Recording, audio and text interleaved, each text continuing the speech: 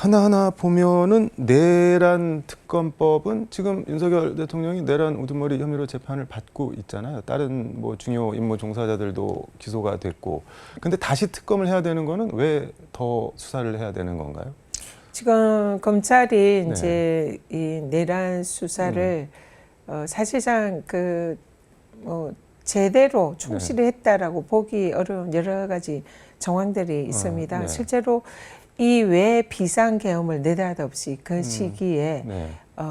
비상계엄을 발령을 했고 내란을 일으켰는지 그 이유가 무엇인지 그리고 실제로 언제부터 이런 내란을 염두에 두고 이 군사 쿠데타를 준비를 해왔는지 이런 부분에 대해서도 그 과정에 대한 진위를 밝혀야 할 필요가 있고요. 네. 그리고 또 지금 김건희가 여기에 관여된 것이 아닌가 이런 의혹이 제기가 됐는데 그 관여에 대한 또 진상 규명이 필요하고요. 그럼 김건희 씨도 수사 결과에 따라 내란 관련 혐의로 기소가 될 수? 수사 대상이 될 수도 있죠.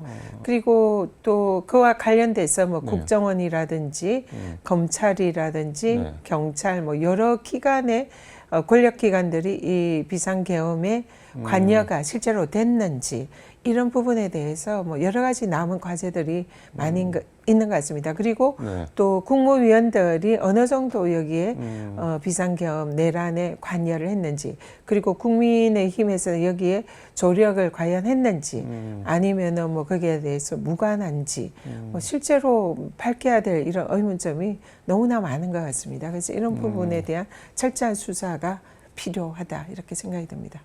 그러니까 총체적으로 실체를 다시 한번 제대로 뿌리까지 파볼 필요가 있다 그런 말씀인 것 같은데 궁금한 게 그럼 지금 윤석열 전 대통령이 내란 우두머리 혐의로 기소가 됐는데 다른 내란 관련한 범죄 혐의들이 더 나오면 그게 뭐 추가로 기소가 돼서 뭐 병합이 되는 건가요? 어떻게 되는 건가요? 그러면 일단 특검법 내용에 보면은요, 특검이 이제 기소를 하고 공소를 유지하는 그런 이제 권한이 있습니다.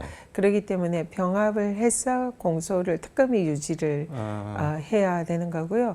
그리고 지금 이제 윤석열 지금 대통령의 사안에 대해서는 내란 혐의에 대해서도 내란 특검으로 더 철저히 수사를 할 필요가 있지만 그 외에도 명태균 게이트 관련된 뭐 공천 개입이라든지 정치자금 이런 여러 가지 의혹 문제나 그리고 처갓당 뭐 양평 고속도로 문제라든지 그리고 또 대선 과정에서 했던 허위사실 유포 뭐 이런 여러 가지 문제들이 또 지금 특검을 통해서 수사가 될 가능성이 높고요.